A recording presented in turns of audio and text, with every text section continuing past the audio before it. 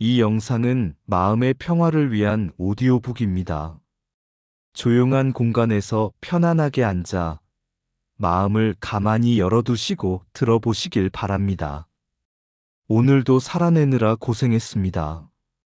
행복을 나누면 환희가 되고 슬픔을 나누면 위로가 됩니다. 오늘의 삶의 무게가 내일은 조금 더 가볍기를. 부모와 자식, 가장 가까운 인연의 시작.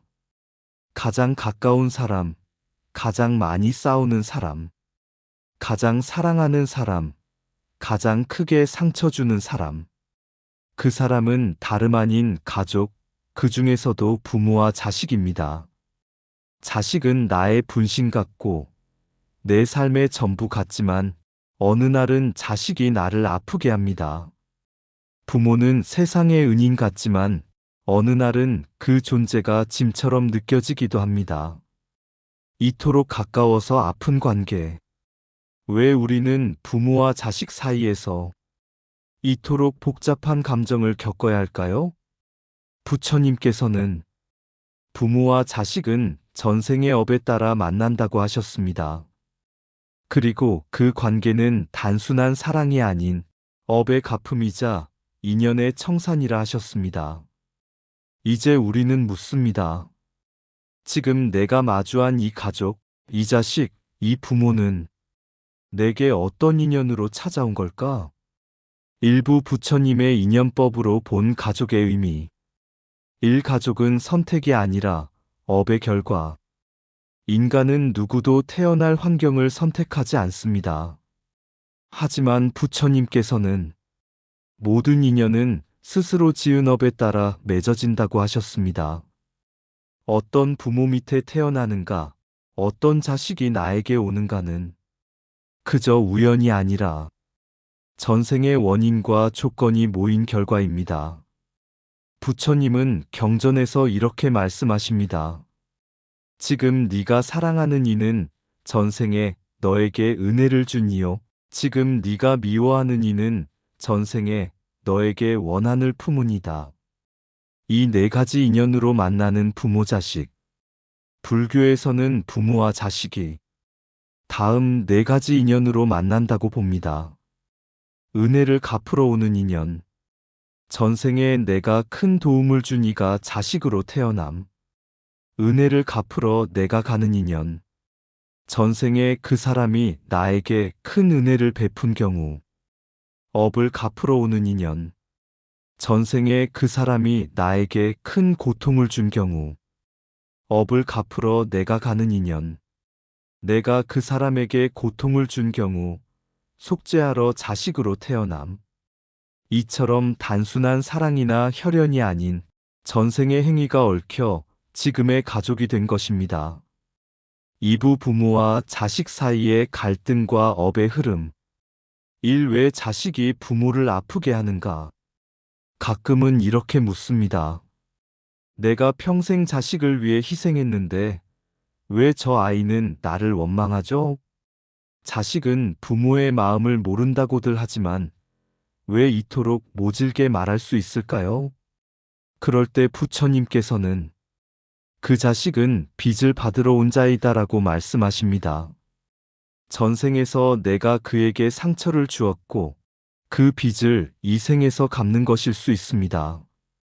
고통스러운 관계일수록 그만큼 깊은 업의 인연입니다. 이 효는 강요가 아니라 수행.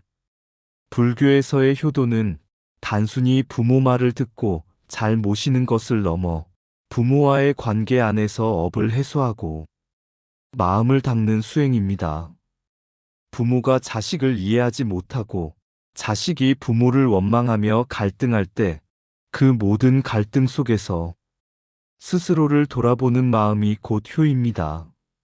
삼자식이 내 마음 같지 않을 때 내가 이 아이를 어떻게 키웠는데 왜 저렇게 말하고 왜 저렇게 삐뚤게 행동할까?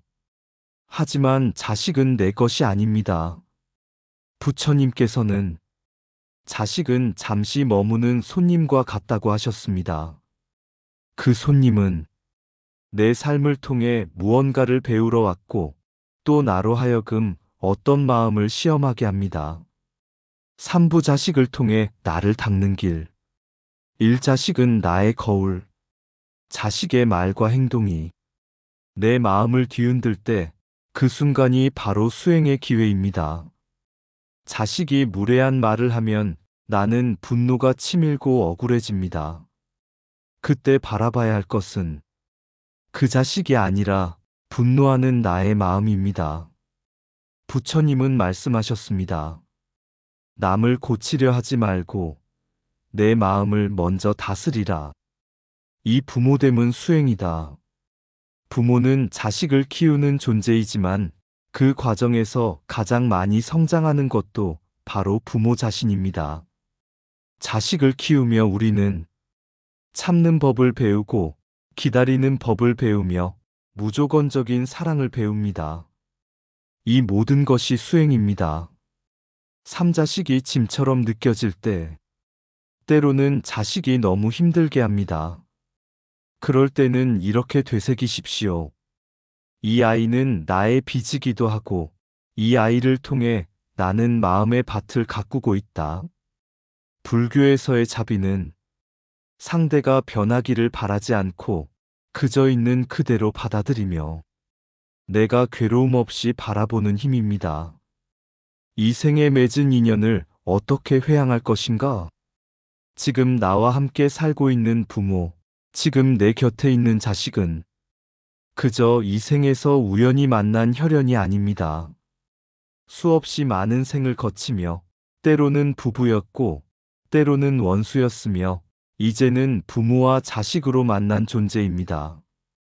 그 인연 안에 고통이 있더라도 원망이 있더라도 이 생에서만큼은 자비로 돌려보낼 수 있습니다.